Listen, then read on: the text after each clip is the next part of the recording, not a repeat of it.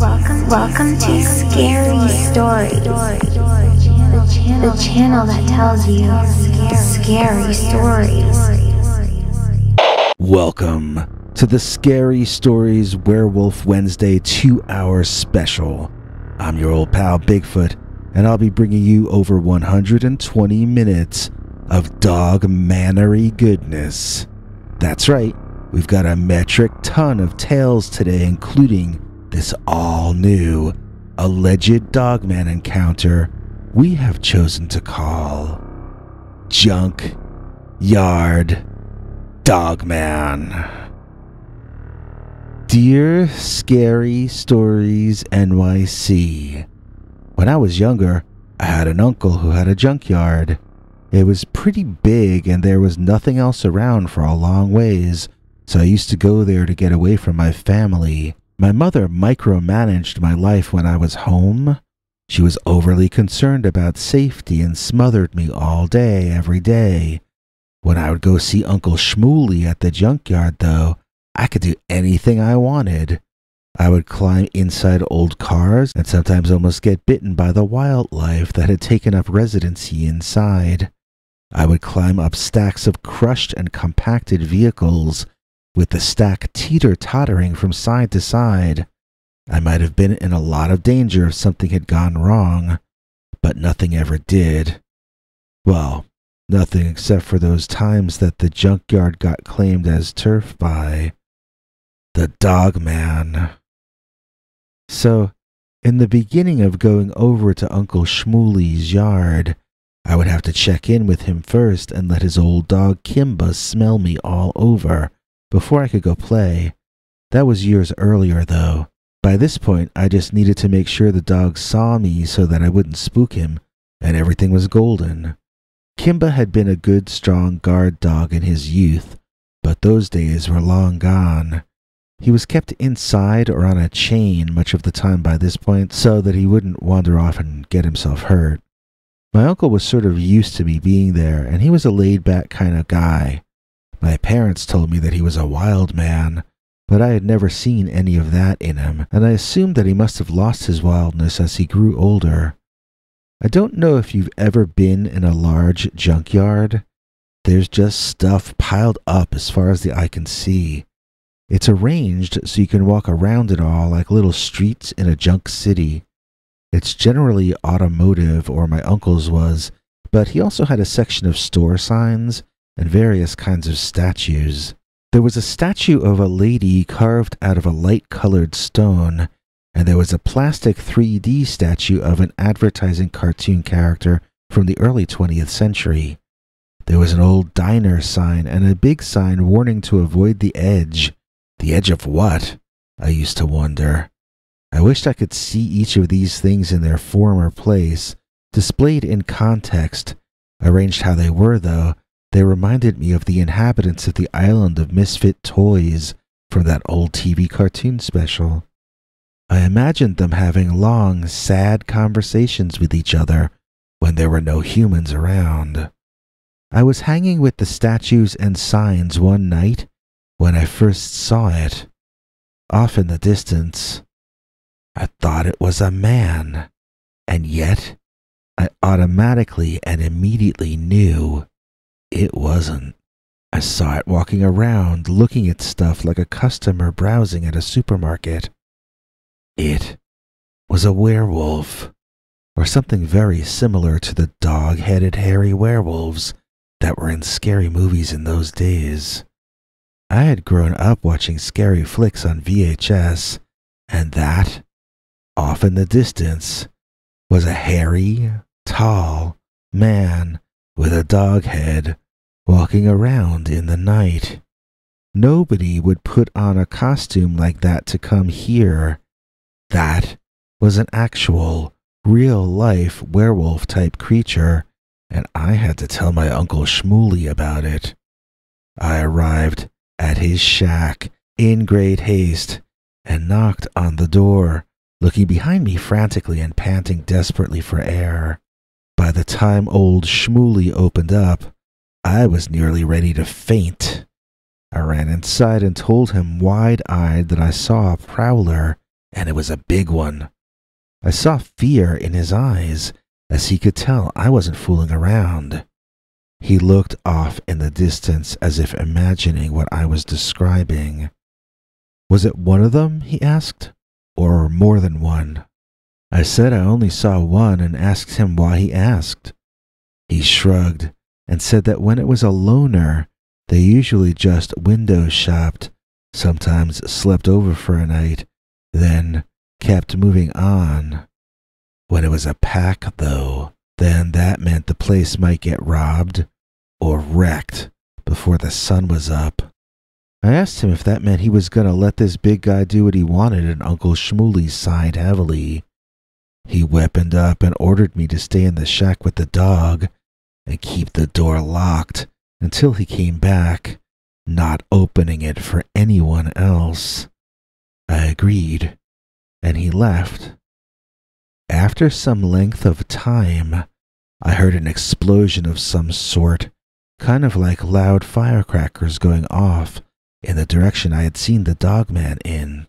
Kimba began freaking and barking and trying to get out of the shack, but I ducked down and was afraid to move a muscle. When the loud knocking on the metal shack door came, I almost had heart failure from shock. Uncle Shmuley identified himself and I opened the door. Kimba and I were overjoyed to see him. He was fine and unhurt. It took us a while after he came back in to figure out he wasn't really okay, though. His eyes had a strange, distant look in them. I started to ask him what happened, but he cut me off, and he told me it was time for me to go home. He had never been so abrupt with me before, but I was escorted to the exit gate and told to hurry back to my mother. It was the next summer before I saw that dogman again. I had honestly thought that my uncle had scared that thing off, or worse, until that night when our paths unexpectedly crossed once again. On this particular evening, I had been wandering toward the back of the junkyard. It butted up against some swampland that had probably been swampland when the dinosaurs roamed the earth. If you want to talk about ancient, this was ancient. I used to imagine cavemen walking around out there, and on this night, that's sort of what I kind of actually saw. To be honest, this was the area I first spotted the dogman in that night I was hanging out by the statues. I think the statue area was depleted that year. Some of the items had been stolen, and it felt empty somehow. So I was wandering toward the back when I saw, with my own eyes, something big and dark pulling itself through a hole in the bottom of a chain-link fence in the back. That back area to the junkyard looked like it had 5 or 6 different walls and fences put up at various times in the past, and none of them had been entirely removed before the next one was put up. It was a mishmash of styles of construction piled over each other, and none of them looked as though they had ever been that effective at keeping anyone out, as they all had holes torn in them everywhere. So, the area of broken chain-link fence that the figure was pulling itself through was also partially boarded over with some kind of weak-looking old rotted woodboard. That was making a creaking sound each time the figure pushed forward, and a squeaking sound when he would recede partially back. It gave the scene a comic feel.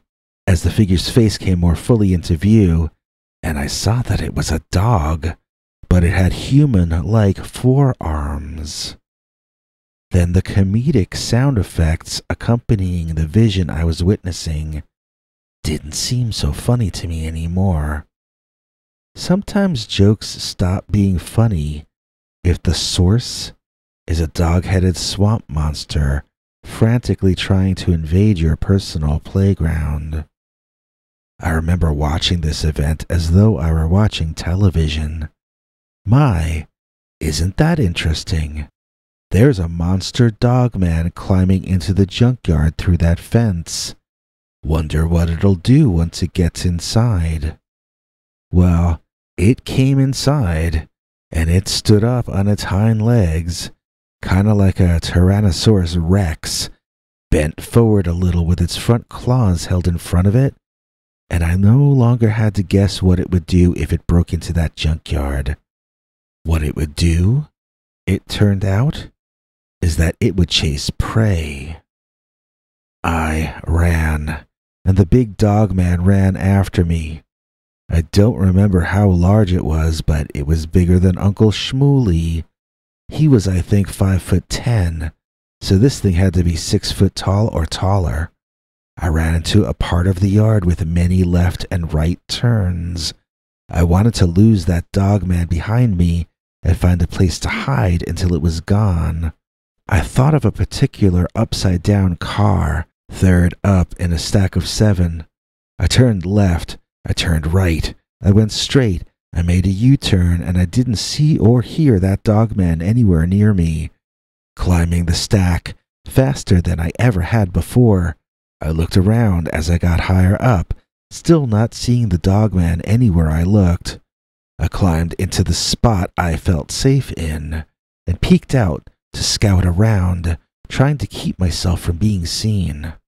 I think I did a good job of remaining unseen, but there was one thing I forgot about.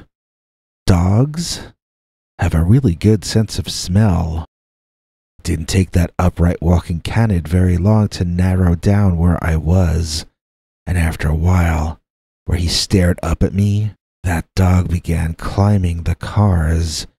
I thought about exiting through the opposite side and either climbing up or down, but as soon as the dogman began climbing, his weight, which must have been pretty intense, shook the stack so badly that I nearly fell out. It was all I could do just to stay inside, and I knew I was really sunk.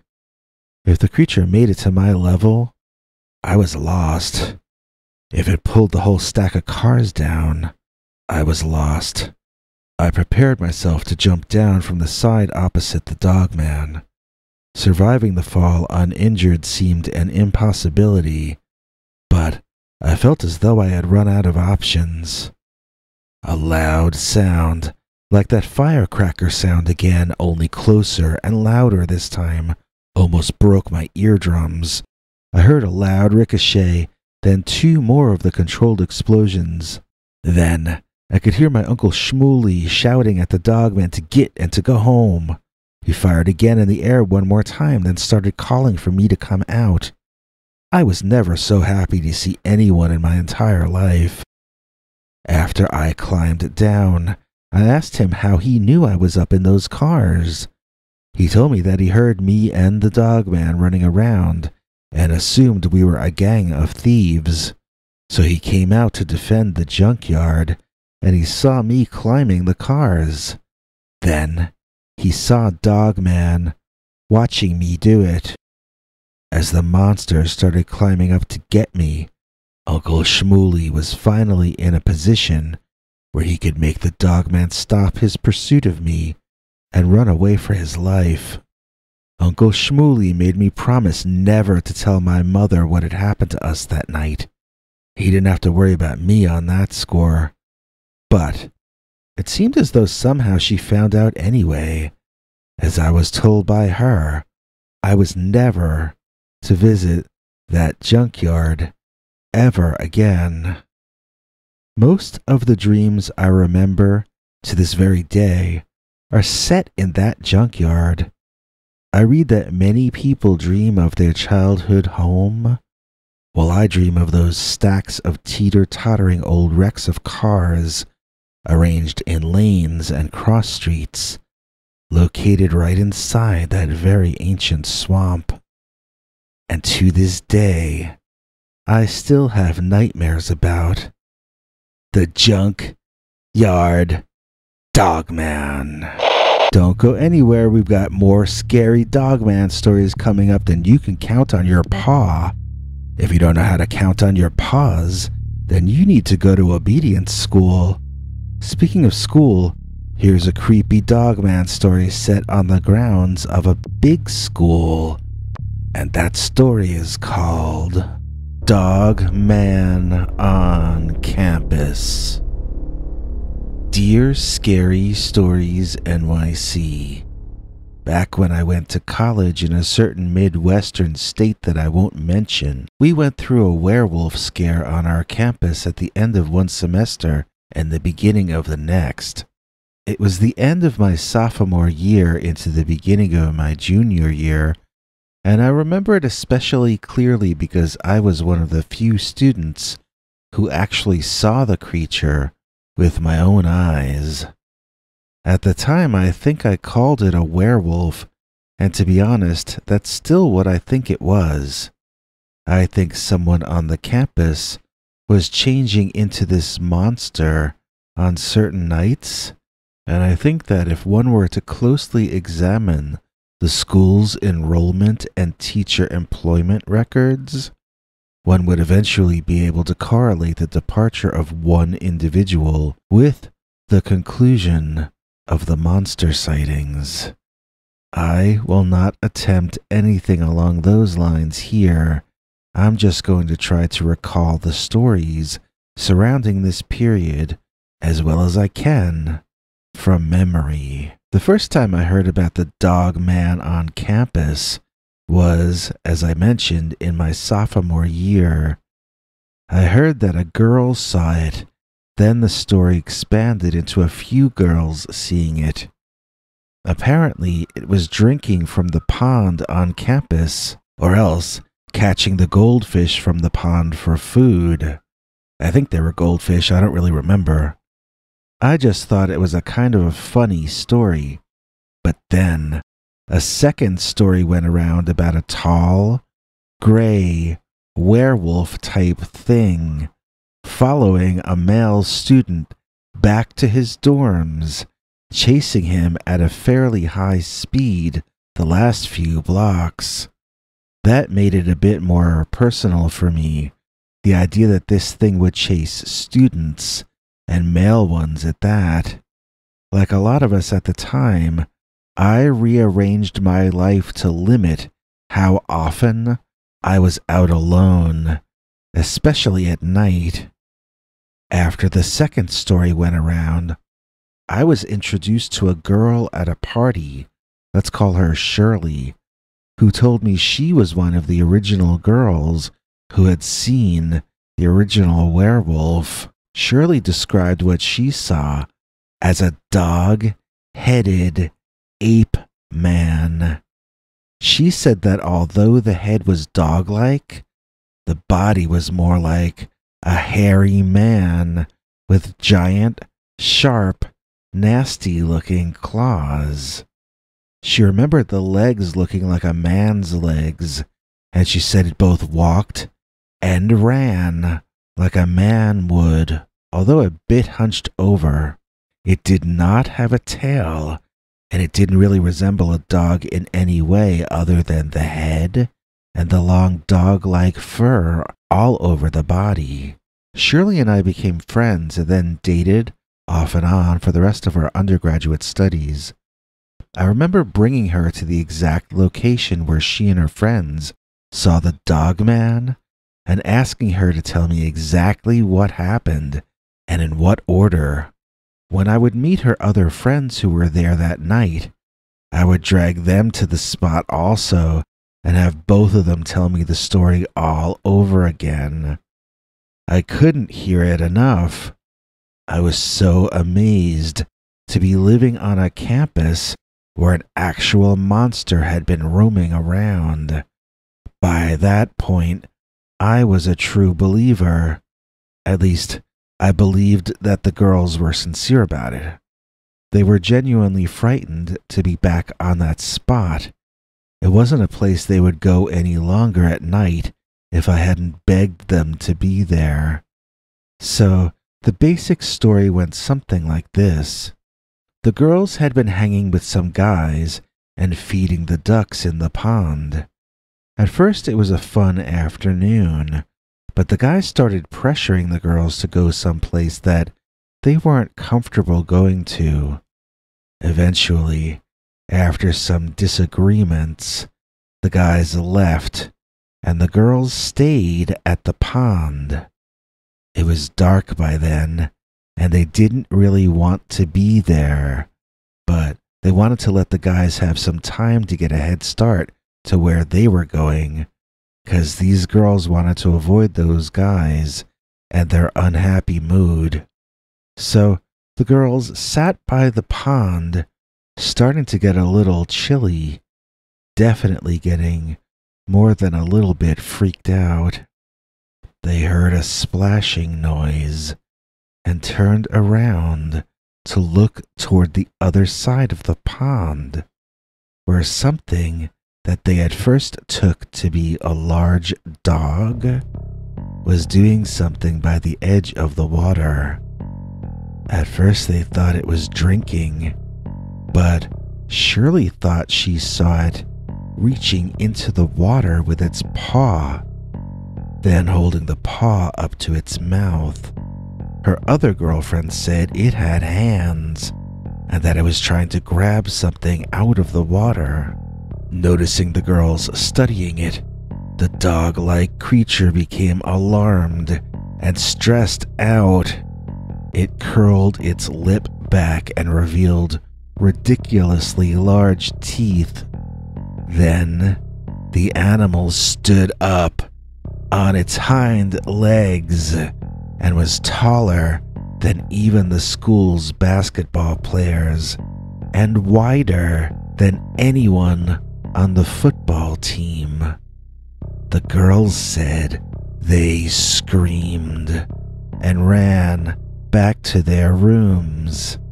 I asked if the creature pursued them, but none of the three remembered anything about that.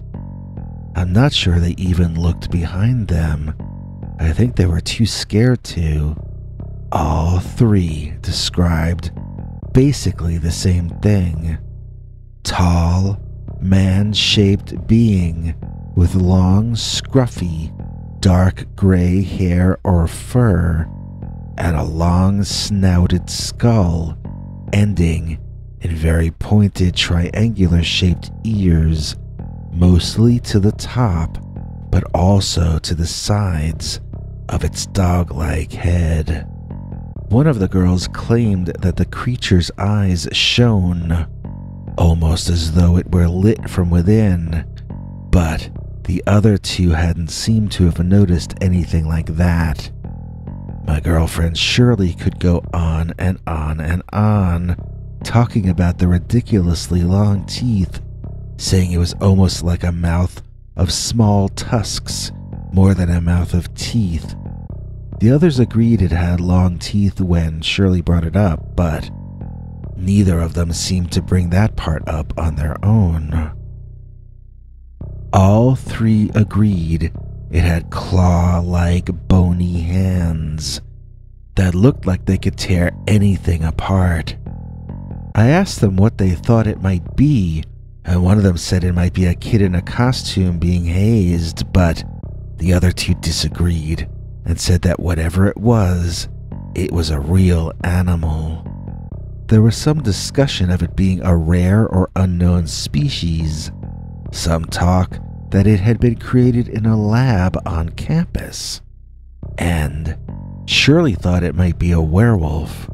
I never did meet that guy who said he was chased home by what sounds like the same creature, so I was never sure if there really had been a second sighting.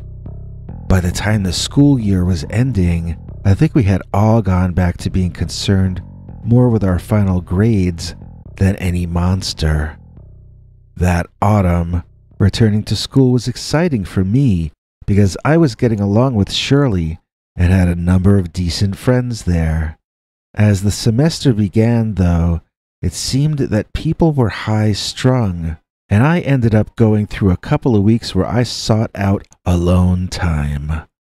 One of these afternoons, I was out on the lawn by the trees toward the edge of campus. It's actually not that far from the pond where the initial sighting took place.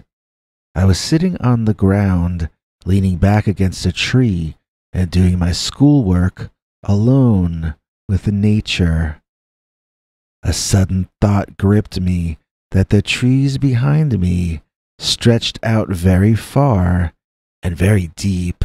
I understood in a moment that behind me was an entirely different world, utterly alien to the world of sunlight that I lived in. This was not an average thing for me to think. I had never walked into those woods. I never had a reason to, and I wasn't very curious about nature in those days. But all at once, I became very cognizant that I wasn't leaning back against concrete.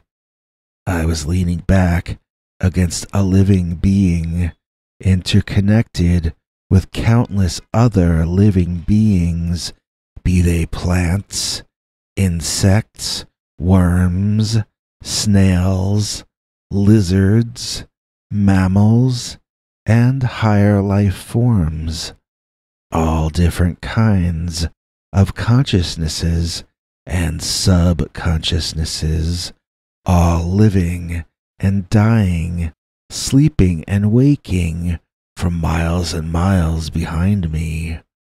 A world that was as unaware most of the time of my world as I had been unaware my entire life of it. Something about this download of information into me was jarring, and I stood up, shivering. I took a few steps past the tree I had been leaning on to get out of the sunlight. I felt a strong urge to run into that forest to be shown the things I had envisioned in my mind. I wasn't gonna do that, though. I was too controlled and too denatured for that. But I did want to see. I had to see something of that world. I let my eyes adjust to the relative darkness, and I could see him. It was a him. I was certain of that by the same way I had sensed all those other things. I was not, and am not, sure if he was telling me these things telepathically, or if it was just the information about him that I was somehow reading. I knew this was all true, but I didn't know if he knew I was reading him. I wasn't sure if he could see me, and I took another 2 steps as quietly as I could into the tree cover. What was he doing? He was standing, facing diagonally away from me, looking into the woods. If I was standing here watching him, then he must be standing there, watching something else, possibly some prey. He looked as though he must be a carnivore, even if he wasn't a genuine dog, but only something resembling one. I could only see his back, but it had the ears that had been described by the girls, and I knew I'd better move out of that location before he realized I was there. I told the girls and asked them not to pass this story on. So of course by the next day, it was all anyone wanted to ask me about. There were, I think, 2 more reports of the creature after that, and monster mania swept the campus again for another few weeks before dying down. There were never, to my knowledge, ever any more reports of that monster in any succeeding years at that university, and I think that adds to my theory that whoever was becoming the Wolfman must have left campus at some point a few weeks after my sighting. Nobody ever solved the mystery, or if they did, they kept the solution quiet So, it remains one of the unsolved strangenesses in both my and the college's past. And that's my story of the Dog Man on campus. Don't go anywhere, we've got another werewolf sighting story. Or is it a Dogman sighting story? Coming up right after this. I'm Madeline Starr, and you can join me here each week for Saturday Night Scary Serials. That's when we tell you a new chapter in the ongoing serialized life of Jenny, whose husband Brian turns into a large feral dog man that only she can control. Why is this happening to them?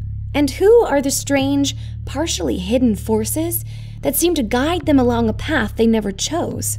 Come back every Saturday night as I host another episode of Saturday Night Scary Serials right here on the Scary Stories NYC channel. It all begins August 31st. Wolverton Road Werewolf. Dear Scary Stories NYC, I want to tell you about what happened to me when I was driving alone one night in Ohio on a road called Wolverton Road. This would be 4 years ago coming this October. It was the beginning of October, and yes, I know that's Halloween season, but what I saw was not some kid in a costume. Here's basically what happened. I was driving, literally just like 1 or 2 blocks from the border between Ohio and Indiana, along Wolverton Road, heading over to Cedar Springs. It was late, and it was dark, but it was warm for that time of year, and I had my windows all open. I love the smell of night air. Well, all of a sudden, something terrible happened to that sweet night air. The worst odor ever invaded my car from every angle. I mean, it was so bad, I nearly wanted to be sick. I wasn't sure what to do, since I couldn't reach the windows to shut the car up, and it was too late anyhow. I decided to hit the gas and maybe speed out of Smellsville before it made me pass out. At no point yet had I stopped to wonder what was making this odor, or to try to understand what the smell might actually be. As I sped up, I noticed a figure standing in front of me on the road. Now, I probably should explain this area. It's all farmland, as far as the eye can see, and this was right after the harvest.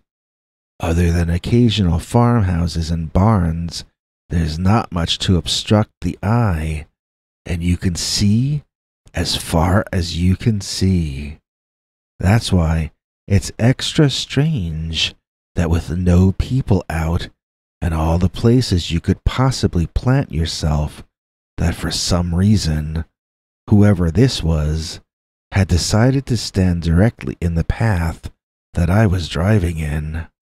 I kind of felt a sense of dread and decided that there was a good chance that this man was in all likelihood directly connected to whatever was causing that awful smell to invade this entire region. I felt disgust, contempt, and more than either of those two, I felt fear as I realized I'd better slow down or I was gonna crash. Another issue that had me sweating and shivering at the time was that all of my car windows were still open. If I was gonna slow down by that large man, he could just reach in and grab me. I was envisioning trying some kind of Steve McQueen fancy driving move, but I'm lucky if I can parallel park without getting into an accident. Not really very good at making cars move around. So I began slowing, and the man began coming into better view. Instead of him appearing in silhouette, my car lights were beginning to illuminate him, and my heart sank. My first instinctual impression of what I was seeing was a sort of crazed furry in a place he shouldn't be.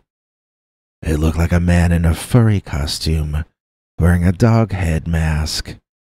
My car went up and down over boulders and small holes in the road as I continued to slow and continued to get a better view at what exactly I was driving up on.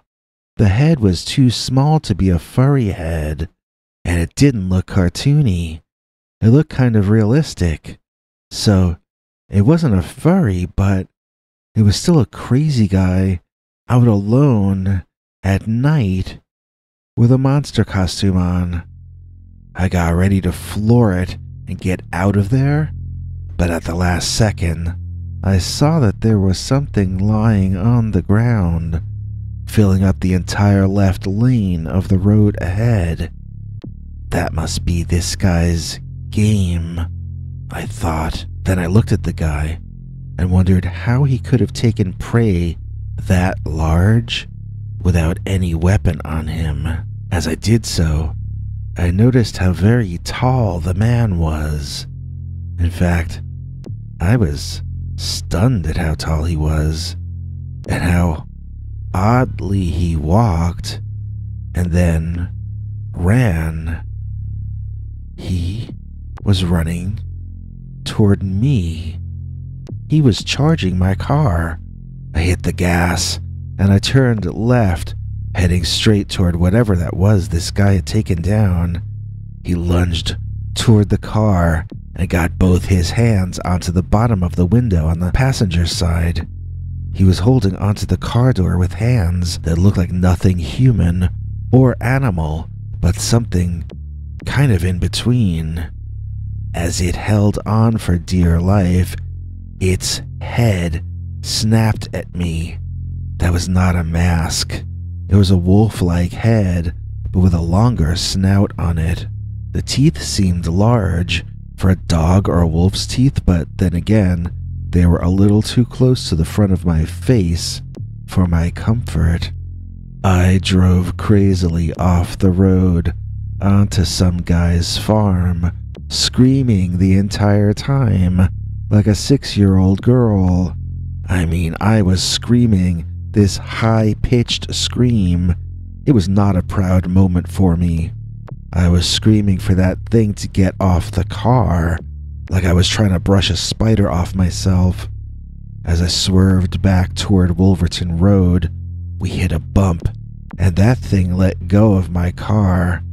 I screeched out of there, weeping like a baby. That was the most scared I've ever been, and if I ever see that thing again, I think I might pass right on the spot from fear. If it had gotten into my car, I probably wouldn't be here today to tell you this story. I still don't know what I saw that night and what tried to get in at me. Some people tell me it's a dogman. Other people say it was a bear, crazy with hunger. I ask them how a bear or a dogman could be living on empty farmland in the off-season. There's no cover. There are no trees.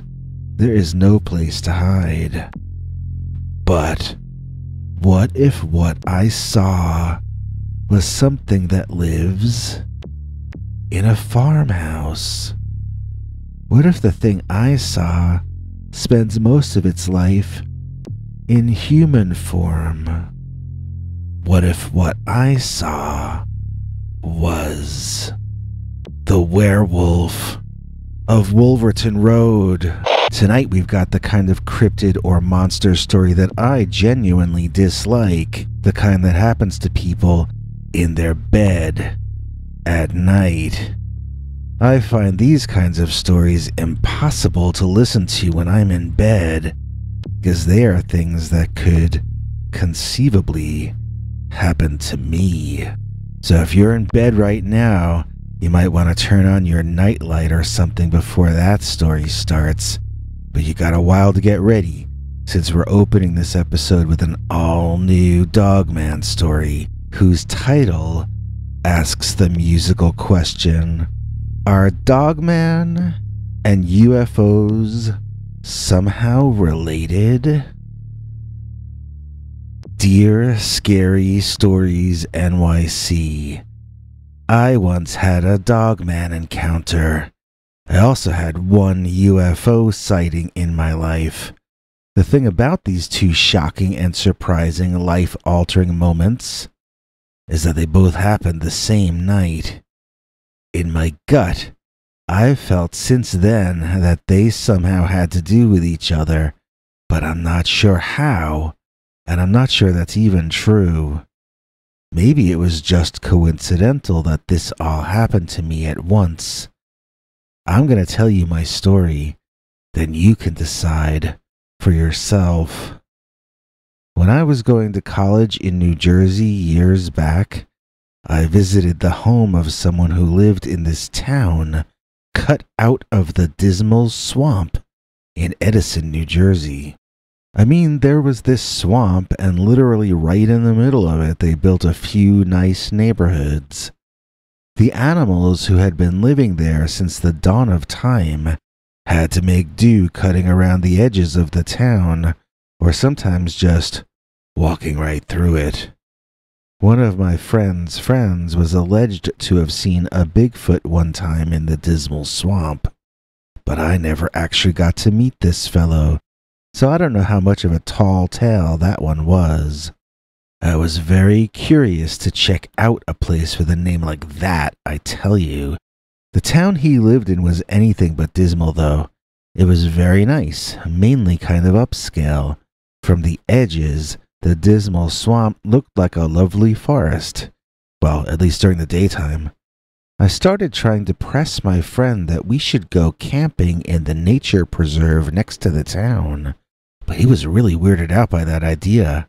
To him, entering that swamp was like willingly walking back in time to prehistory, and he just found the concept a bit too threatening. He told me it was legit scary in there, genuinely dangerous. I laughed at him since we'd be a 10 or 20 minute walk from his home in a luxury suburb, but he insisted it was no laughing matter. It got as far as us driving towards some shopping center to get camping equipment, but by the time we got there, he had convinced me we should go see a movie instead. So, after the movie, driving back to his home, we saw a very strange light overhead. He was driving and noticed it first. He asked me to keep an eye on it for him so he could keep his eye on the road. I said fine, and I told him it was just some new kind of blimp lit up from within. I watched the object that I thought was a blimp fly over the forest, and it was such a peaceful and lovely scene. The yellowy color of the thing looked so nice against the evening sky, which was turning into night. I had to take a deep breath and just appreciate the beauty of it all. But after a few minutes, I noticed the color of the so-called blimp began to change. It became more of a greenish hue. Then it began to almost vibrate colors, like a shimmering rainbow of brilliant and strange sights springing up in waves from the bottom of the object and moving up to the top of it. Colors I had never seen before and would have no names for. These colors moved faster and faster, and I felt kind of dizzy. I had to look away, and I told my friend that.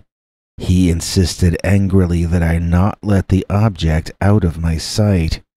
I told him I wasn't so sure it was a blimp anymore, but I didn't know what else it could be. Now, during this sighting, there was a strange whirring sound. It was kind of a sound like you would associate with UFOs back in old 1960s movies or TV shows. Just a weird sound from an old sci-fi movie. I had not directly associated it with the flying object, but I had consciously noticed the presence of this noise. I bring it up now because it comes into play later on in the story. Now, this entire time, the object or craft or light had been moving slowly through the sky in a way similar to how a blimp glides along. That all changed in an instant as the blimp flew quickly over our car and out of my sight. No blimp could have made that maneuver, at least not at that speed. I told my friend I couldn't see the blimp anymore and that I thought it had gone over our heads. My friend panicked. He hit the gas pedal and drove well above the speed limit. I think I may have blacked out for part of the trip back, but I'm not sure. I know I didn't feel well, and I thought I was becoming physically ill. When we went inside, his mother seemed shocked at my appearance and said my eyes were bright red. My friend told her what happened, and I ran a cold bath. I wanted very badly to immerse myself in cold water. My friend and his mother remained outside the bathroom door talking to me to make sure I didn't pass out in the water and accidentally slip under. I was starting to feel better, and I told them I was going to come out and get dressed again as my friend and I both noticed that sound had returned. I mean, that whirring sound that we had heard when we saw the UFO back on the highway. I want to point out that we never definitively were certain that this noise was in fact coming from the UFO, only that we heard it while we saw the flying light. Well, to us at that moment, that sound meant only one thing, that the UFO was back.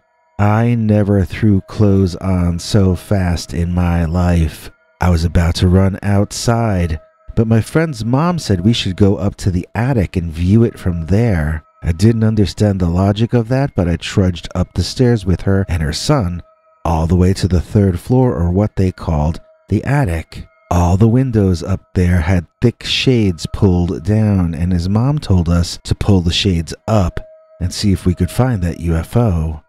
Once the shades began coming up, I could see why she wanted us upstairs.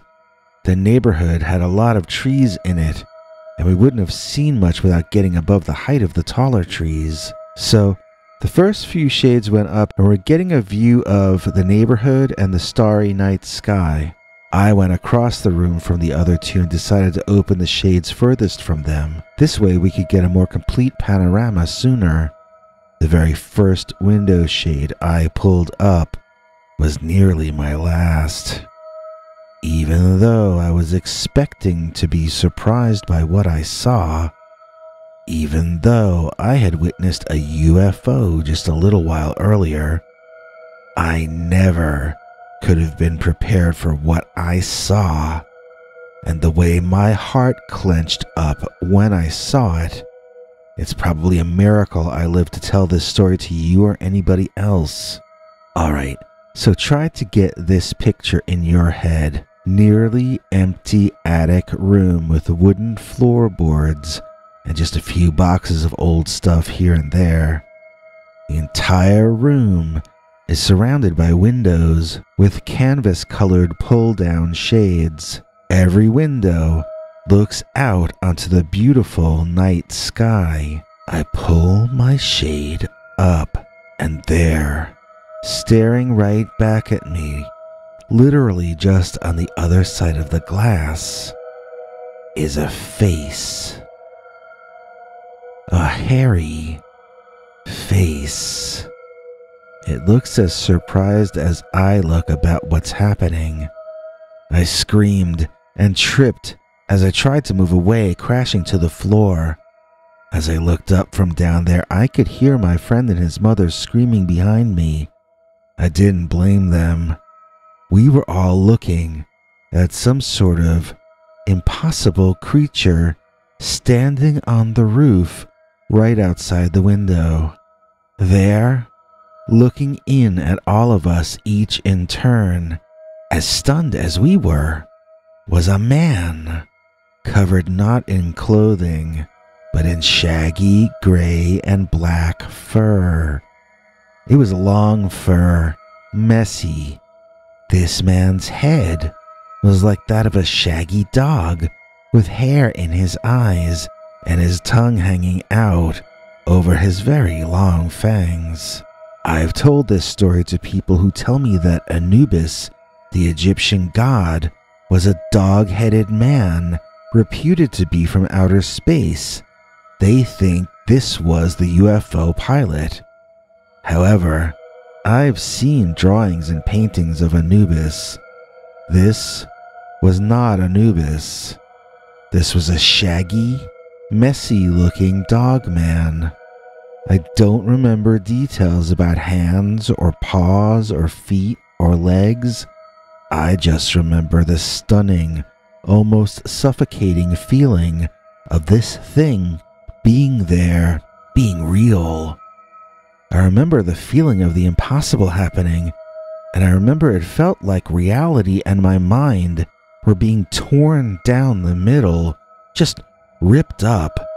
The creature was probably more frightened of us than we were of it, and it did a graceful backflip off the roof and away from us. Stunned, we watched as trees in the forest moved out of the way of the monster. It was venturing deeper into the woods, leaving our neighborhood and moving into the dismal swamp. At some point, one of us pointed out that the UFO sound was gone too. None of us noticed when that had gone away. Needless to say, we had a hard time sleeping that night, and I went back to my dorm the next morning ahead of schedule. People there said I looked sick, but I never went to see a doctor, and things returned to normal health-wise within the next couple of weeks. That friend and I had a hard time staying friendly after that. We kind of drifted apart over the next semester, and I'm not even Facebook friends with him these days. Don't get me wrong, he's a good guy, but what I had seen in his presence was a little too frightening for me. I don't ever want to see another UFO, and I especially don't ever again want to see anything in any way resembling the Dogman of Dismal Swamp.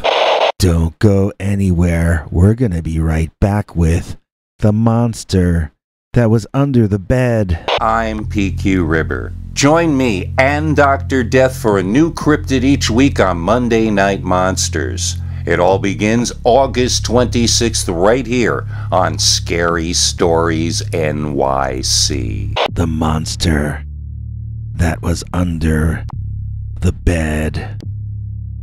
Dear Scary Stories NYC, I've only had weird things happen to me once in my life, but the place it happened was the one place I used to feel safe in the world.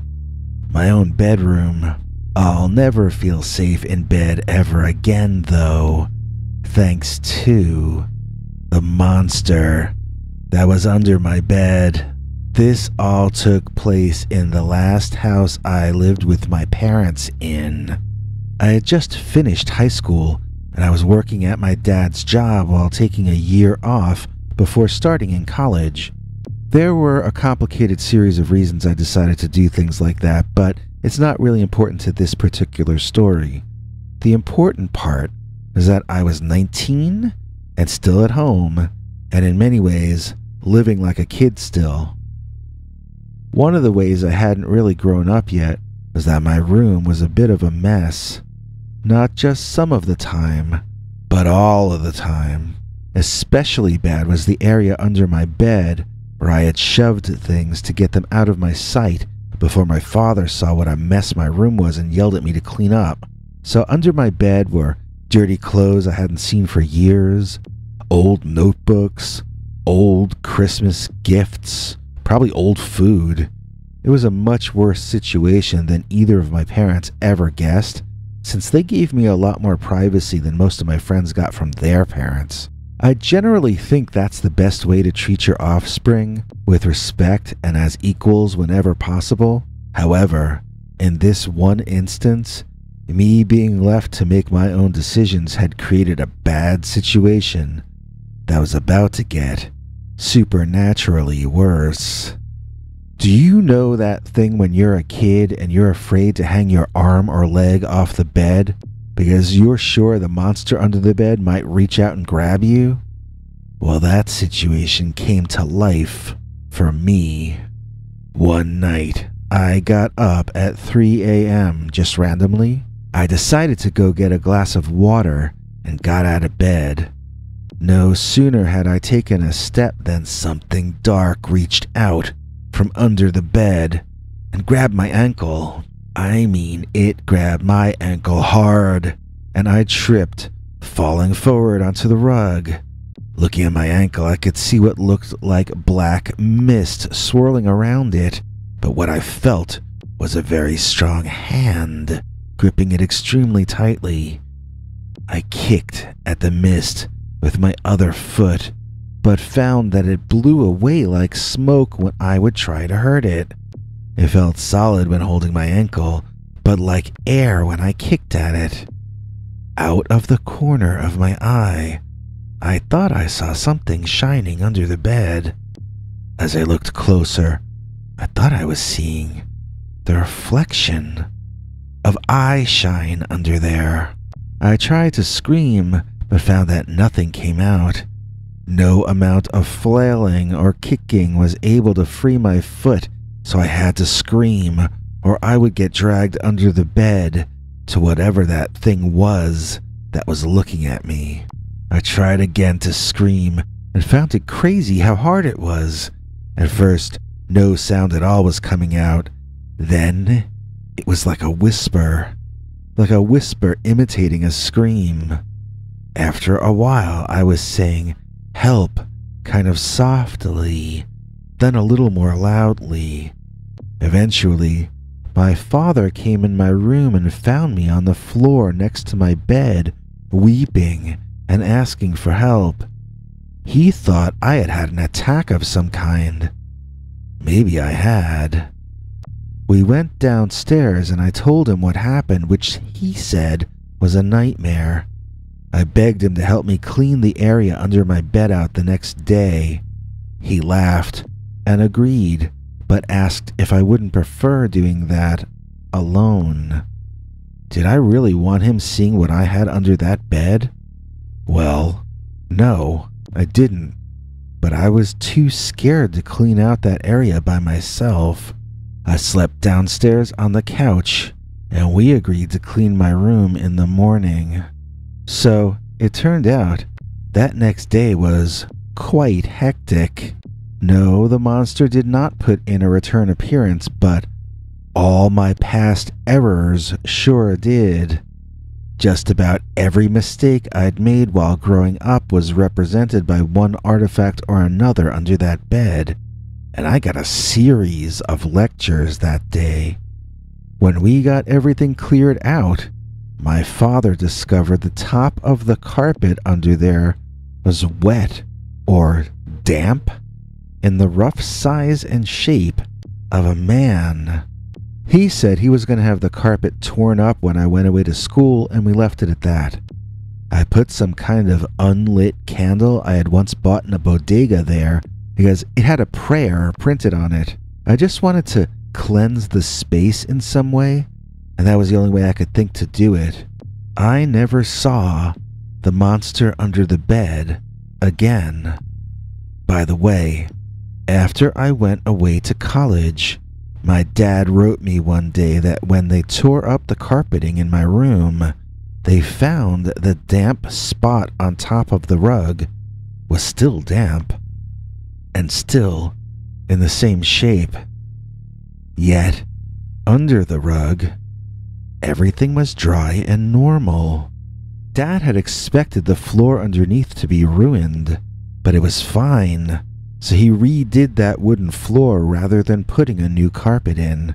He never did understand what could have been making that stain appear. If I were to hazard a guess, I would guess that the stain came from the monster that was under the bed.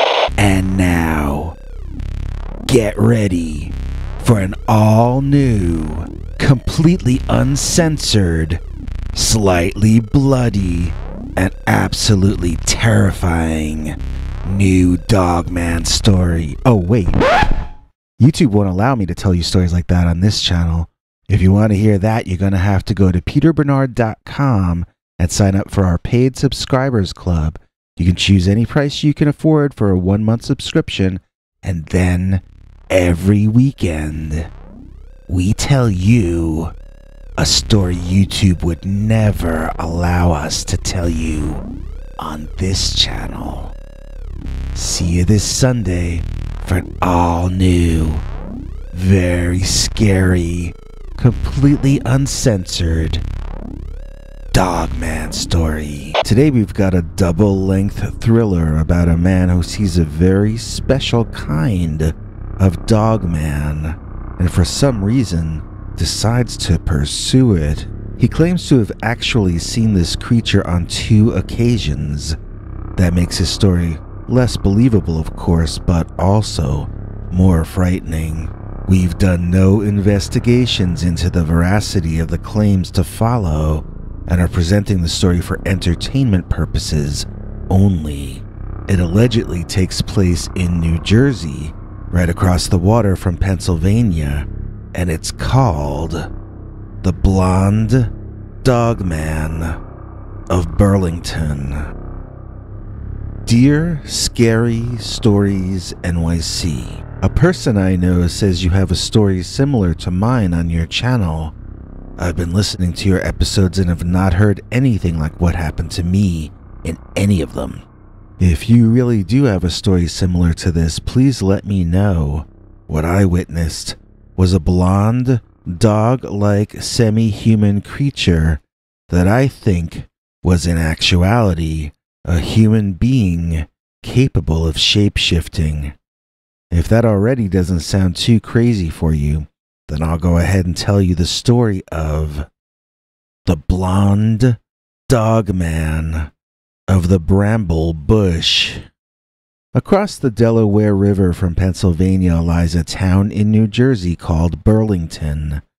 They're famous for their coat factory, at least locally.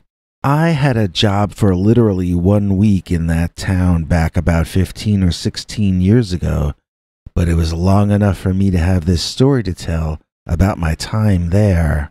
In Burlington is a park called Greenlanders Park. In that park is a lake called John F. Kennedy Lake, and alongside that lake is a small woods known as the Bramble Bush. In my 1 week of working in Burlington, I took my lunch in that park 3 of the 5 days I was there. Specifically, I lunched there on Tuesday, Wednesday, and I hung out there after getting fired on Friday. This story starts off on Tuesday and finishes on Friday. Even though I lost my job that day, I didn't feel down because things could have been much worse. I could have had everything ended for me by the blonde werewolf of Burlington, New Jersey. So let's start the story on that Tuesday. While I was sitting there, I was watching a white dog, or really a blonde dog, that was playing around in and out of the edge of the woods there. Then it came most of the way out and I could finally see how large it was. It stood up, leaning against a tree, and reached its nose all the way up to a branch that had a butterfly on the end of it. I expected the dog to bark at or try to eat the butterfly, but instead, the insect seemed to bend over, and they both sort of smelled each other. While that was going on, the dog wagged its tail. This was the most luxuriant-looking dog I had ever seen. It had to be a purebred, but I'd never seen one like it before. The fur was long all over and incredibly soft-looking. Even from where I was sitting, the creature looked like it had to be a house pet. It couldn't be wild. It had a longish snout and long fur that looked like it was brushed 100 times a day, yet it wore no collar and seemed to be roaming free. I was utterly charmed by what I was seeing, and I wondered if I should alert anybody as to what I was seeing. After all, if that were my dog, I would want to know if it had been sighted.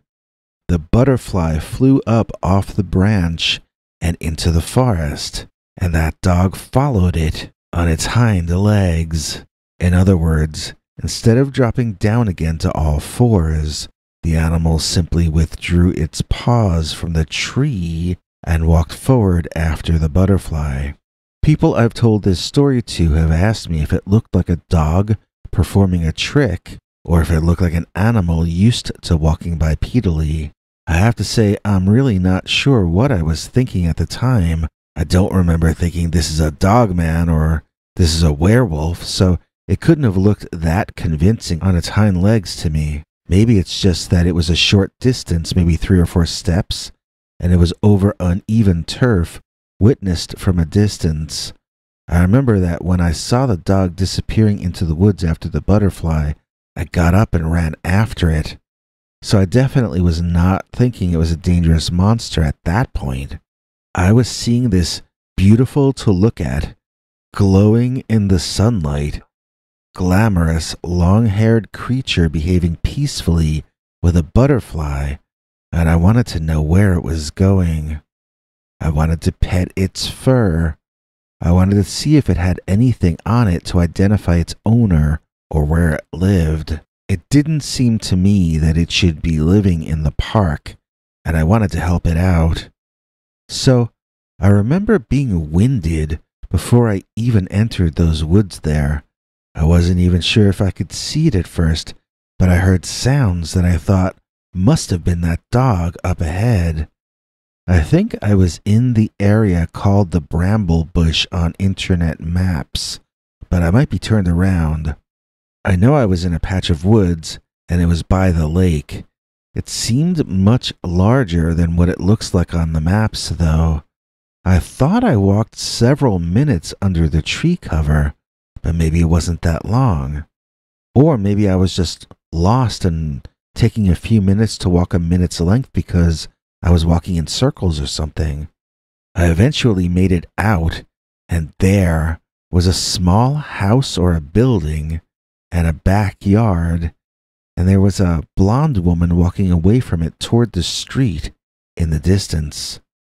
She was the kind of woman that you would notice even if she were in a crowd, but the way she was walking on the lawn all alone drew your attention to her as though she were the only thing that ever existed.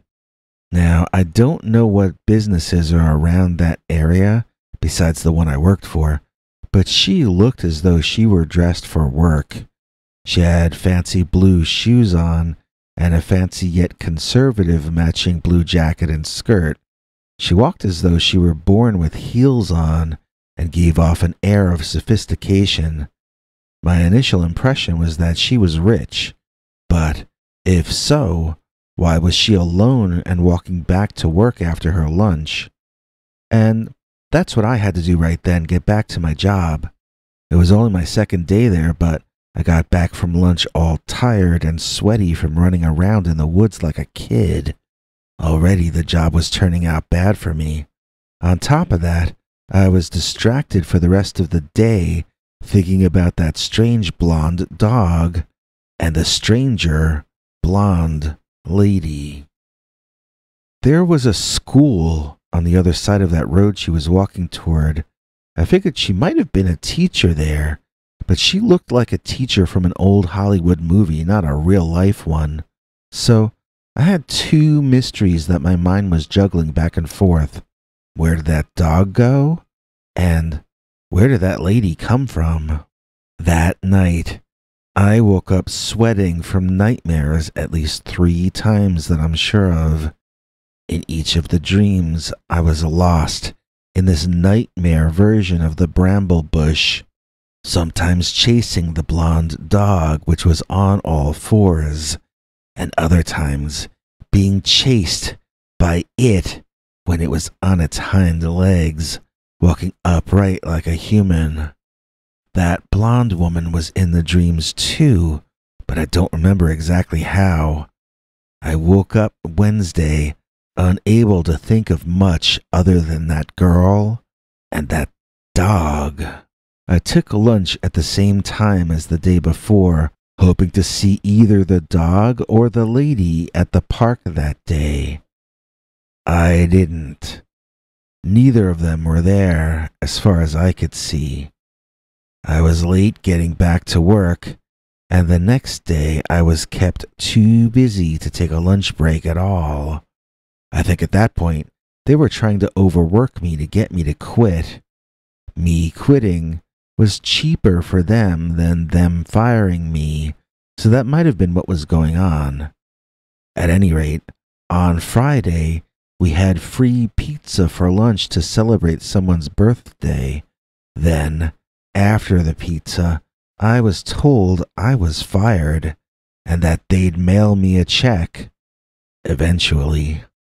I had understood I wasn't doing that well at the job, but I thought I'd have a little longer to up my game. I should have seen it coming, but it was a bit of a surprise and felt worse than you would think that it would hurt.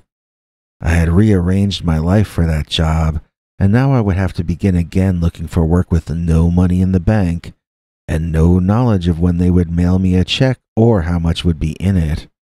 I felt embarrassed and scared, and I went to the park one final time to sit on the grass and say goodbye to Burlington.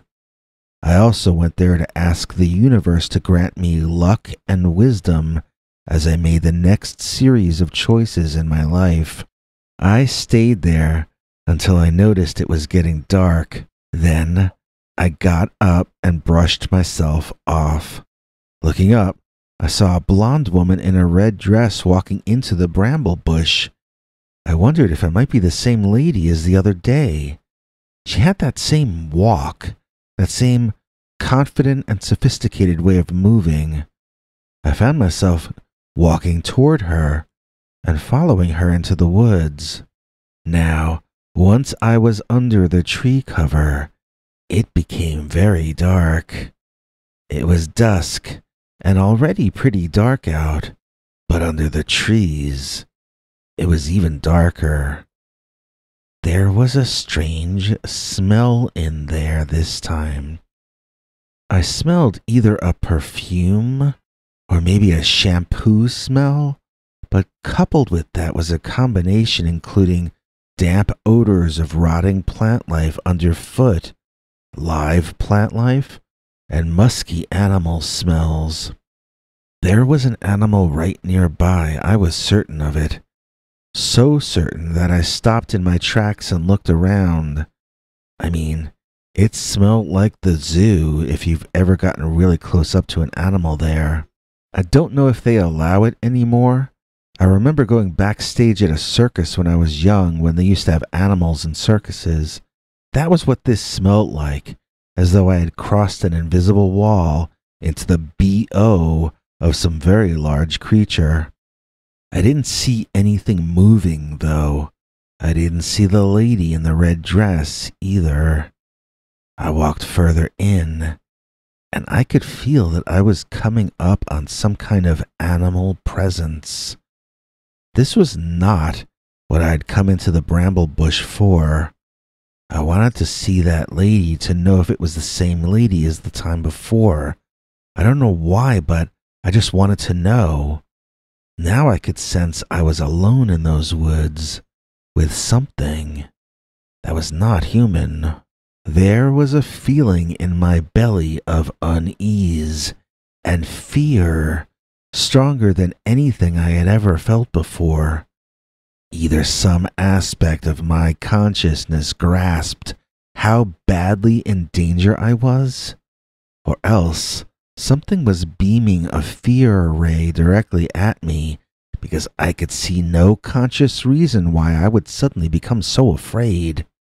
I wanted to leave, but my logical and curious mind was only becoming more curious as this progressed. A sound started emanating from the very place I sensed a presence at, and it was a sound that my body instantly and instinctively trembled at exposure to. It took me a while to place it, but my body understood before I did that this was a threatening sound. This was the sound of an angry animal. This was something we call growling. What kinds of animals growl in the woods in New Jersey, I wondered? There shouldn't be any sorts of predatorial creatures there, other than maybe hawks or owls, that sort of thing. The growling got momentarily louder, and I began to wonder if it might be some kind of a big cat, such as a mountain lion. Those were not supposed to be there, but they can sometimes stray from the wild and end up close to civilization. It seemed unlikely, but something was growling at me, so what was it? And how could I find out without ending up as its dinner? As it turned out, I didn't have to decide what to do. It was decided for me. There had been a creature there after all, and it had been hiding behind a big tree in front of me. I think it had actually been leaning out watching me, but that I was too oblivious to see that it was right there. But it jumped out in front of me from behind that tree and made its presence known in a most dramatic fashion. It was that dog, that large blonde dog, and it was still upright, as I had seen it the other day when it followed the butterfly into the trees, except now it was far closer and far smellier and not acting peaceful at all. Another thing about it being so much closer this time was that now I had a more complete concept of how large this thing was. It was just huge, and it was looking down at me. I wondered, and maybe this might seem like a silly thought to think in such a situation, but I thought, why does this dog love butterflies, but not love me? I suppose I must never have realized before that I was not in fact a butterfly. I'm mocking myself because even I think it's strange that instead of fearing for my life, I was insulted and jealous of the butterfly. To me, apparently, being growled at by a large, smelly, blonde dog man was not yet enough to make it real. The next thing that happened, though, made it very real. I looked top to bottom at the dog man standing there in front of me, and I could tell, without the slightest bit of doubt, that I was in the presence of a female dog man, or a dog woman, or whatever the proper terminology would be in this situation. I was chasing a lady, and I found a lady of a different kind. There was something about this discovery that connected a circuit in my nervous system that set off the release of adrenaline and whatever else the body sends out as an alert in times of danger. I had not made any conscious connections at that point about the meaning of this discovery, but the discovery itself set nature into action. Sometimes nature and the world will understand things for you, and you don't even know why you are reacting to your environment in the way that you are. All I know for sure is I went from feeling hurt that this beautiful creature didn't like me as much as it liked butterflies, to feeling as though this is a monster and it's going to make mincemeat out of me. I decided to run, but I was so panicked that I had 2 left feet and I tripped over both of them. I found myself on the ground, looking up at the blonde dog person. She still was as beautiful as any living thing could be, even in that angry state, even glaring down at me, baring her lips, displaying her fangs, growling at me, salivating, demonstrating her ferocity. I was crying and feeling sorry for myself, but not making any attempt to get back up to run. I never felt so weak in all my life. The fear had frozen me to that spot, and I was never going to get out of there. I knew that if I got up again, I'd fall down again. The dog woman leaned in, and I cried out, expecting the worst. She smelled me, and I smelled her. She smelled like shampoo or hair conditioner. I could almost place the brand. I used to know a girl that used that brand. I watched as the dog lady pulled back, and I thought she might let me go free. Then she quickly leaned forward again and barked loudly at me, right in my face, teeth inches from my eyeballs.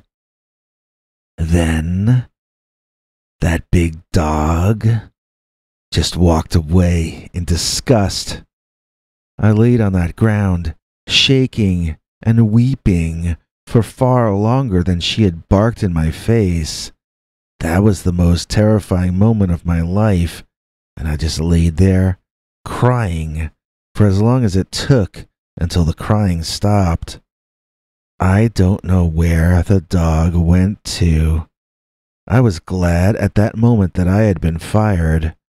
I would never come back to this place, and I would never have to know anything else about that blonde lady in the red dress or the blonde dogman of the bramble bush. Hey there, do you like werewolf stories?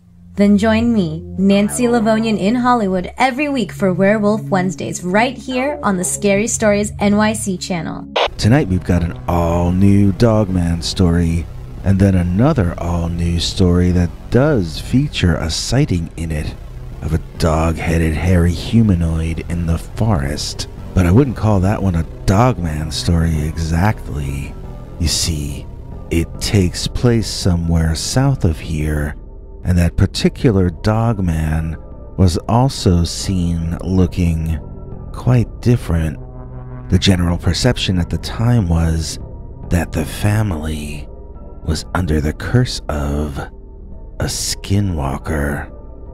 But before we get to that story, here's an all-new scary story entitled The 602 Dogman. Dear Scary Stories NYC, when I first was able to buy my own house, I realized that having a home out in the country can be a dangerous thing, especially if your home is too close to the Dogman. I had good luck in the stock market and was able to buy my own home when I was 25. I got a nice place in the country with 2 bedrooms, so I could have visitors, or possibly if I got married, I could raise a family there. Neither ended up happening because of that hairy, canine-headed cryptid in the story's title. Every weekday morning, I would set my alarm to go off at 6 a.m. I was still working a day job in the city back then, and I had to get there by 9. Each morning my alarm would go off and I would hit the snooze. Exactly 2 minutes later, however, there would come the loudest, scariest, most elaborate yodeling-like dog howl from outside that I had no choice but to just get up. It was so endless, so unsettling, so comically over the top, and yet so frightening that you just had to get up and get on with your day once that started. After a few days of this, I gave up on the snooze button entirely and would just get up at 6 a.m. before the bellowing outside began. I wondered which neighbor had that dog and decided that I, myself, would never allow such a loud and annoying creature into my home. For some reason, my sister gave me a dog. It was a little hairy, tiny thing that she called Gizmo, so I called him that too. He was okay, but I didn't really want the responsibility of a dog, and that one was too tiny to let out back. We had coyote out in that neighborhood, so that tiny dog had to stay inside like a cat, and that made both him and me miserable.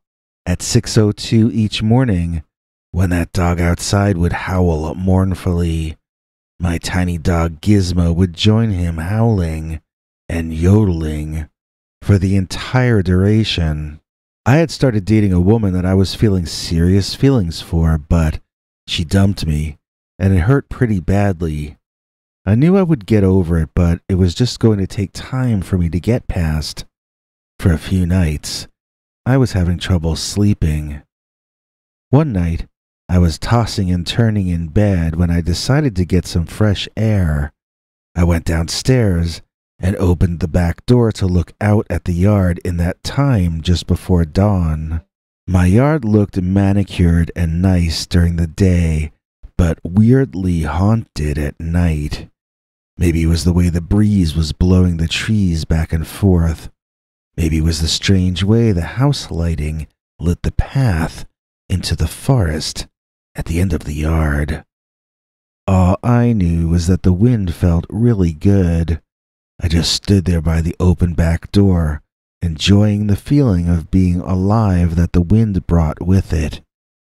When I focused on that sensation, I no longer felt down about being dumped. I heard him coming, but I didn't hear in time. That pipsqueak Gizmo snuck out the door past me and ran out into the yard. He was running toward the forest. If that tiny runt made it to the woods, I might never find him. I ran after the annoying living squeaky toy and tripped almost immediately. I got up and ran even harder. If I didn't catch that dog, my sister was going to kill me. And if I did catch that dog, I was giving him back to her.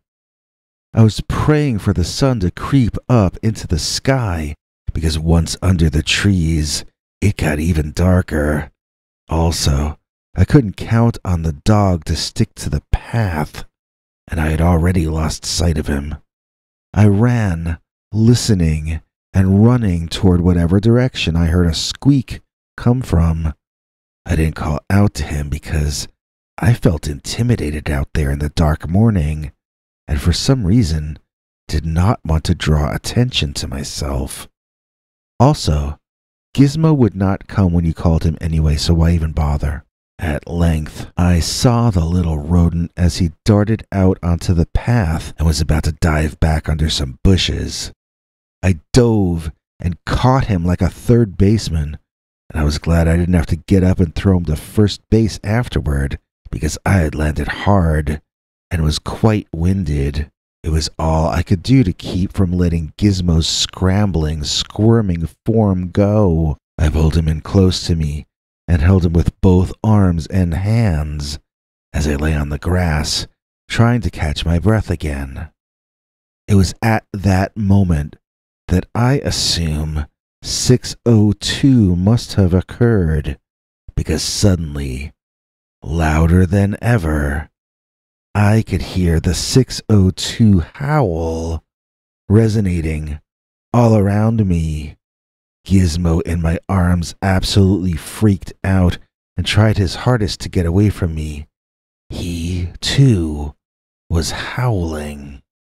The dirt underneath me vibrated with that howl. It sounded deeper than ever before and it was emanating from the forest, not from one of the neighbors' homes. Out here, it was so much louder that it was utterly shocking. I felt my heart beating fast, as though I were in a state of utter panic. I felt the need to get out of that area. The howl was so loud that it hurt my ears to be there. Gizmo was hitting some painful high notes himself. I rose to my knees in my effort to get up without dropping the dog, and I saw it. Off in the distance, I could make out the form of the source of the 602 howl. It was most definitely not a neighborhood pooch. It was a human or human-like entity, but at the same time, it was a wolf or coyote or dog. It was something canine, but it was also like a primate in many ways. It was standing on its hind legs and rearing back, howling directly up into the sky. I had time to watch him, as he was entirely in his own moment. There was passion on the face of the beast, as though his dog song encompassed all the deep meanings of all the events in his life. He howled as though his life depended on it. He howled as though it were the only thing that would ever matter. Unfortunately, so did Gizmo. As I staggered to my feet, Gizmo hit a piercing high note that stopped the dogman's howl, and he turned like lightning, focusing all his fierce attention directly on me and my dog. His gaze was hard, almost as though something were physically disturbing our presence. The creature turned toward us, and I could see all of its magnificent form. This was something beyond human in its musculature. Although humanoid, this creature looked far faster and far stronger than we've been since back in the time when we were chimpanzees. I didn't wait for that dogman to move in my direction. I ran home. Immediately, I could hear the creature chasing me, but my mind went blank. All that I was at that moment was running. I was placing my foot down on the ground. I was lifting the other foot. I was about gasping for air, and I was about jumping over that log.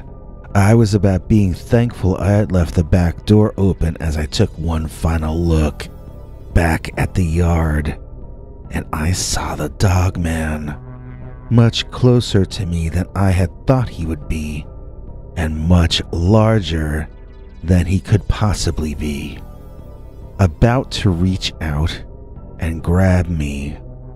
I tossed Gizmo inside onto a pillow, then slammed that back door behind me as hard as I could. Sometimes it wouldn't close right the first time, and then you'd have to open it to close it again. My life depended on me closing it correctly the first time. I double-locked the door, then I ran upstairs, finding it hard to see through my tears. I ran upstairs and into my bedroom and then into a closet where I locked myself in and fell into a fetal position, weeping and shaking all over. I could hear the dogman absolutely freaking out downstairs. It sounded so terrible that I wondered if the thing was going to break in. I wondered what my downstairs was going to look like when I felt safe enough to get out. I wondered if the dogman would come upstairs. Eventually, I had to go to the bathroom. Everything had been quiet for a while, so I cautiously got out and did my business. Everything was very quiet, so I went to look for Gizmo. He was asleep on the same pillow that I had tossed him on. I wondered what was on the other side of the door to the backyard. It sounded like the dogman had torn the place up from the sound of his barking and whining while I hid in my bedroom. I looked through the peephole outside, and everything seemed normal. Carefully, slowly, quietly, I unlocked the door locks. When the moment of truth came, I decided to open the door fast, have a look around, and slam that door shut again. When I did so, everything looked normal. So I looked out again, a bit longer this time. Nothing was torn up, not even any grass ripped up or anything. I didn't see any footprints. I didn't see any scratches on the outside of the door. I didn't see the dogman anywhere. Now you might think that would be enough to get me to move, and essentially, you would be correct. I did, in fact, get right on the phone with the real estate company I had bought that place through, and I told them I was back on the house market. The thing is, the next morning at 6:02 a.m., there was no howling. The only howling I heard from then on really was the neighborhood dogs, or Gizmo. I never heard that deep, resonating, super loud howl ever again. After a while, I forgot why I wanted to move out, and I ended up staying in that house another couple or 3 years until I moved in with my fiancée in the city. So little did I know that morning in the forest was my last time ever to get to hear the howl of the 602 Dogman. Dear Scary Stories NYC, this is a story from before my family and I came here to the United States. It's a tale about the time I accidentally angered a very powerful brujo, and then my family became haunted by the Skinwalker. It was the reason we left our home country, and it's the reason I want to tell this story as anonymously as possible. That old Skinwalker has ignored us since we moved, and we don't want to do anything to upset him ever again. So this all happened when I got transferred to a different school and made a new friend. He would come over to my family's house to play, but he never invited me back to where he lived. When I asked why, his explanation was that he assumed I was afraid to go to his house, same as all the other children. I had not been aware anyone was afraid of my new friend, but thinking back, he never really seemed to have any other people he hung out with. So I asked him why people should be afraid of him, and he said that nobody was afraid of him, but they were all afraid of his father. That made me laugh. I suppose I had led a sheltered life up until that point, and had never felt threatened or frightened of my own father. I hadn't had friends who had any problems with their fathers either, so I thought of a father as a protective and nurturing presence. I told my friend that I would go play with him at his house because I was not afraid of his father. I would regret this all later, as I'm sure you've already guessed. So, the next afternoon I went to his place to play after school, and everything was fine. After a while, I forgot all that stuff about people fearing his father. Suddenly, I saw my friend tense up and look off past me. We had been laughing and joking, so at first when I saw his face get all serious, I thought he was kidding around. I feigned being afraid and looking scared. I made my knees knock together like in a cartoon, and I asked dramatically, Who's behind me? Bigfoot? Then I turned around, ready to scream in fear when my eyes met the fierce stare of a tall man. I almost choked. It was so surprising to see him, and so uncomfortable as well. I don't think I'd ever been appraised the way his eyes were appraising me then. He clearly did not think much of me, and I instantly wanted to leave. I apologized and said I had to go home to do my homework. I said goodbye, and I ran back home. I was still a bit shook up after I got back, and my sister and mother began teasing me about it. I was more soft-spoken than usual, and I had been stuttering. I couldn't calm my nerves, but I didn't want to tell them what happened because I felt strangely guilty about the entire episode. I felt I had been warned not to go to that kid's place, yet I went anyway, thinking I knew better than all the other kids in that area. Like they were backward and I was from the future. What's the word for that? Is it hubris? I was embarrassed about what I had done. I was ashamed to admit why I had done it. And I was worried because I felt like somehow I had made a new enemy that day. I couldn't stop feeling that my friend's father disliked me intensely, and at the same time, that he wasn't done with me yet. But what would he do next? I'd never made an enemy of someone's dad before. Almost as soon as I went upstairs to do my homework, my sister screamed downstairs, and I dropped everything to run to her. She and my mother were both staring out the window, saying prayers in our language and crossing themselves. I went to the next window, and I saw something moving in the bushes about 100 or 120 feet away. It looked large enough that it might have been a man, but it seemed to have left by walking deeper into the woods and away from our yard. I asked them who that was, and they said it was some kind of a forest demon, or possibly a visit from a sorcerer. It walked like a man, but it had a demonic head shaped like that of a dog, and it was covered all over in a thick, dark growth of either fur or hair. Its eyes shone in the reflection of the kitchen light, making the scene even more surreal and terrifying for my mom and my sister.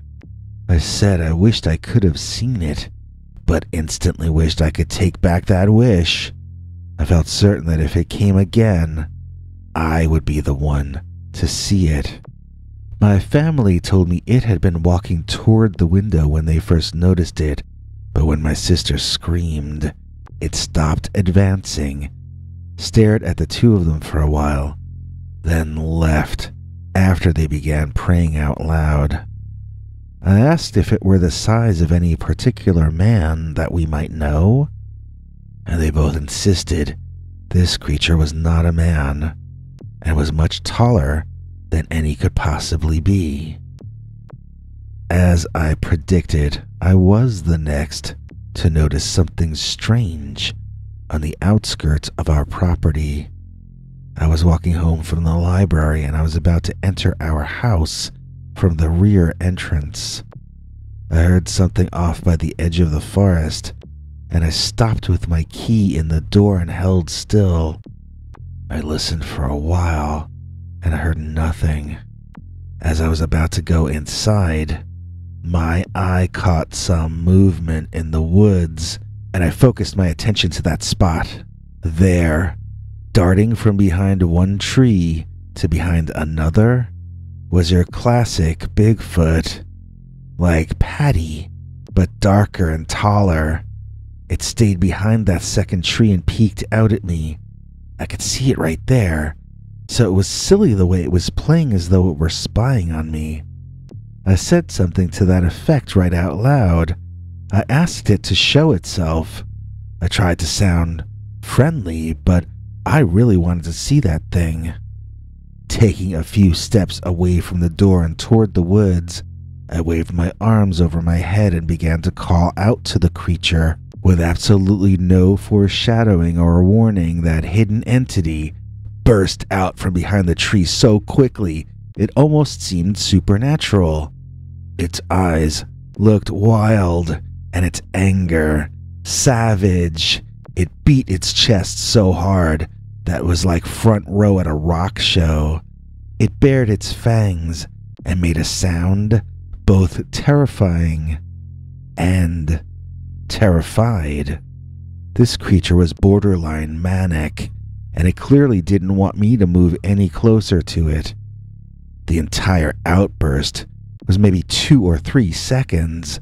Then that thing was back behind the tree, peeking out at me, but now huffing and puffing as though it were both winded and flabbergasted. I screamed like a tiny child and practically flew inside. In fact, when I dream about that incident, I sometimes do fly a straight line directly back into the house. My sister claimed that when she heard my scream, she looked out her second-story window and saw a dogman returning to the woods. No, it was not a dogman. It was more like a Bigfoot, I assured her. She insisted that she knew what she saw, and it was the same dark creature that she and our mother had seen before. I insisted she had only seen it from the back and was jumping to conclusions. I had seen it up close from the front, and it was not a dog-headed monster. It was a Bigfoot or Sasquatch-type creature. We were still arguing about this over dinner when my father demanded we tell him about all of this in chronological order. Dad asked us each point blank if we had done anything to offend a shaman or wizard. I instantly flashed back on what happened with my friend and his father, and I told everyone the story. My father went pale. He said we were all seeing the skinwalker. He never punished me, but it was clear that to him this was all my fault, and the family's life changed drastically. We moved that week before we could afford to, before we knew where we were going. The long story ended up with us here in the United States, and we've been very happy since then. But there were some very hard times before we were eventually able to get in here.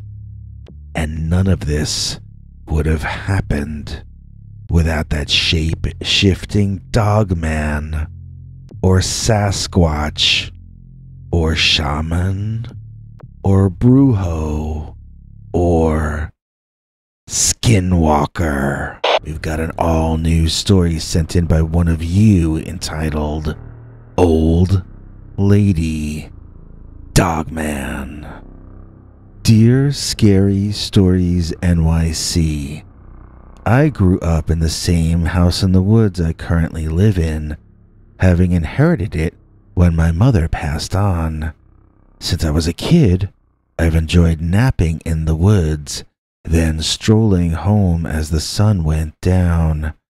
I tried to take different paths back to the house to make it more fun, but I know the woods too well to possibly get lost.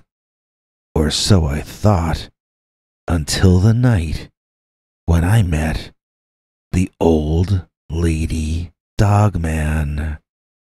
On that particular evening, I woke up in the woods, a bit hungry. It seemed darker than usual, but I wasn't sure of the time because I don't wear a watch and I had left my phone inside. I just wanted to head straight back home, not have my little adventure as I usually did, trying to get myself lost.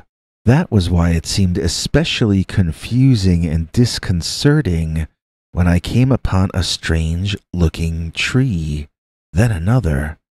I turned around, wondering if I had accidentally started home in the wrong direction.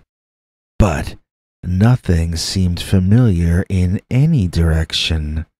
Panic hit me in the chest, but then I remembered that a 3-minute walk in any direction would lead out of this patch of trees, one way or another. All I had to do was pick a direction and walk. Then I'd get my bearings in a couple of minutes. So that's what I did. I just picked a direction and walked as straight as I could until directly in front of me was a very tall bush of some sort.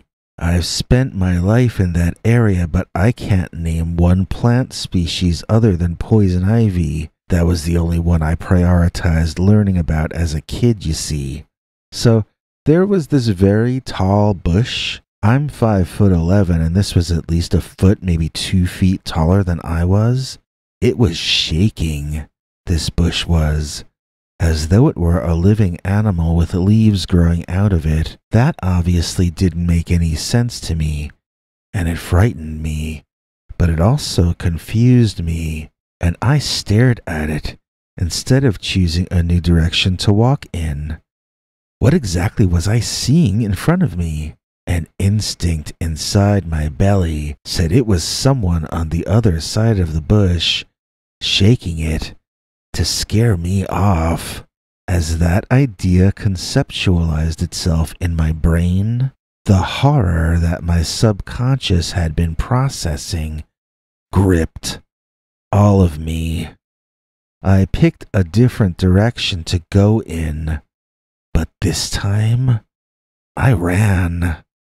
Something weird was going on in my forest, and I just wanted to be safe indoors again as quickly as I could be. In no time, I found myself slowing down because I was nearing that same clearing again, the one with the shaking bush in it. Only now, I was approaching the side of the bush, and it was not shaking any longer. There was something behind the bush that I could now see in profile. It appeared in shadow to be a very tall man, and that sent fear through me. I could barely make him out, and I was seeing him in profile. He was looking to my left, in the direction of the clearing I had been in earlier. Was this a hunter, using the bush as a hunting blind? It might make sense why he wanted to scare me off. He didn't want me to give away where he was hiding. It made more sense than anything else I could think of. And anyway, I had a much bigger problem than that guy. The problem being, I was lost, truly lost. I had been thinking I was running in a straight line, yet I had circled around and come up on the side of the same bush-shaking guy. How was I going to get out of this forest if I kept running in circles? I decided to walk over to the hunter and ask him for directions. Kids, don't try this at home, okay?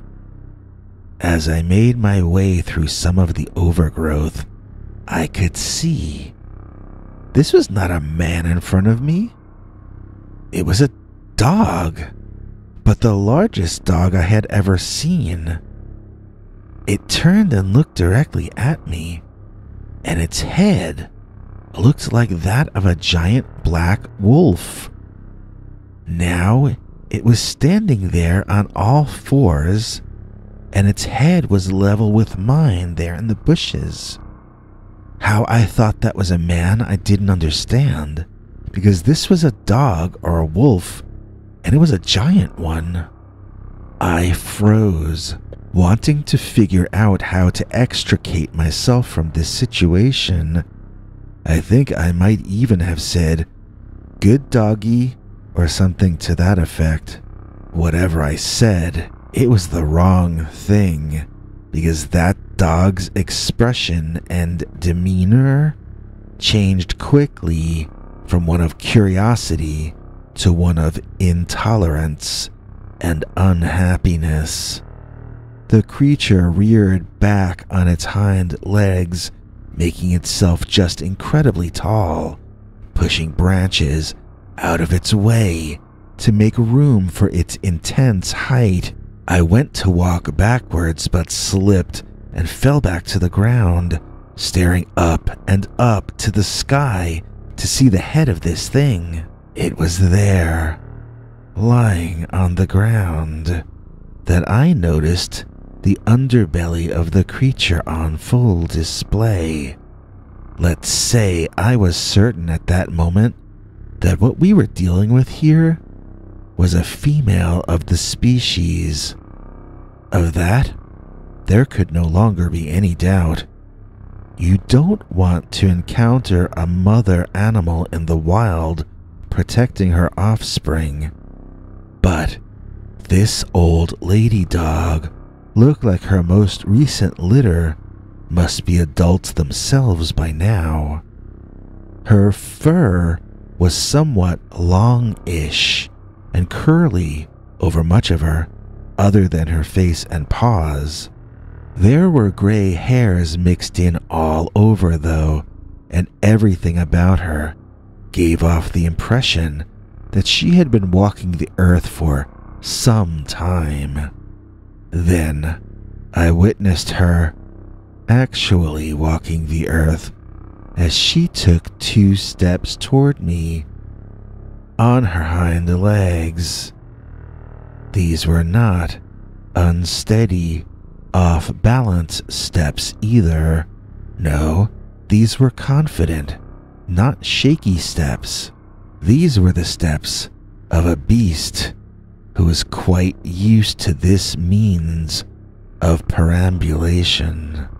I was pinned to the ground, too frightened to move. There was no way I could get out of there. I just had to hope that if I adopted non-threatening enough postures, that she would let me go. The great old lady approached me, then smelled my feet. She seemed repulsed by whatever she was smelling, and I hoped that was a good sign. She smelled the rest of me, and it tickled. I wept uncontrollably, trying to hold still and let her do what she needed to do.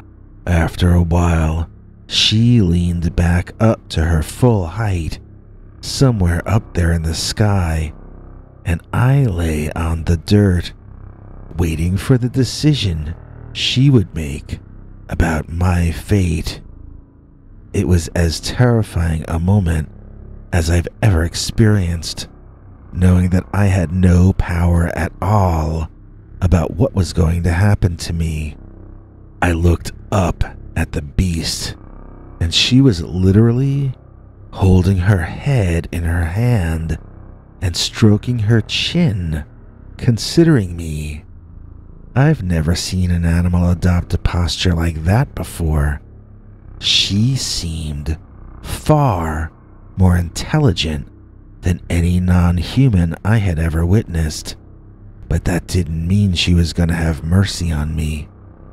It became excruciating. I just wanted her to make a decision already, one way or the other. Anyone stumbling upon this scene would have no difficulty at all coming to a conclusion as to which of these 2 species was the superior one.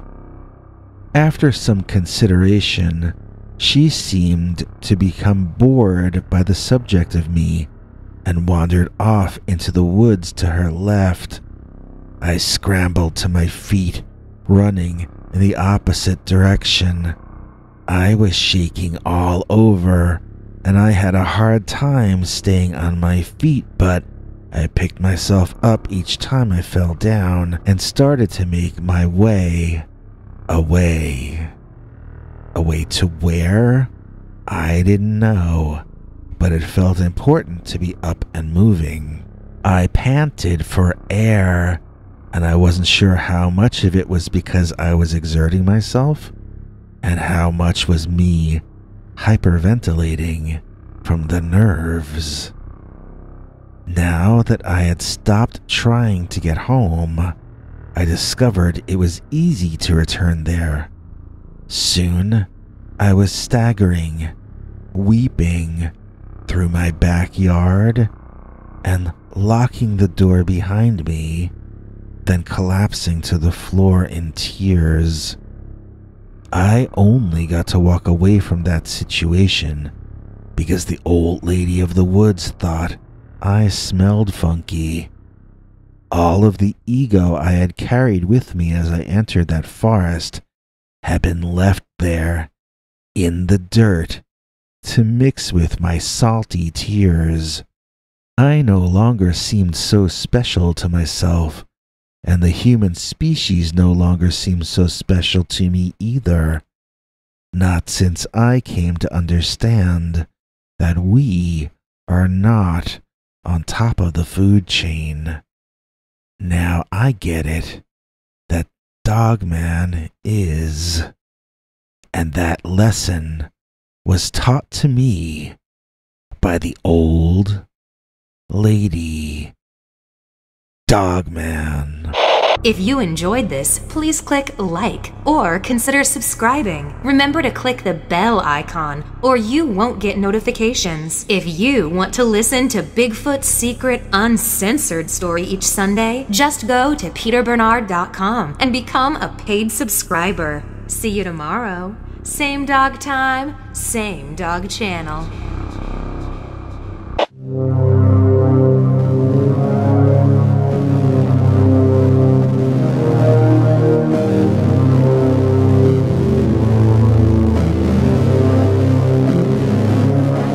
Come back for more scary stories.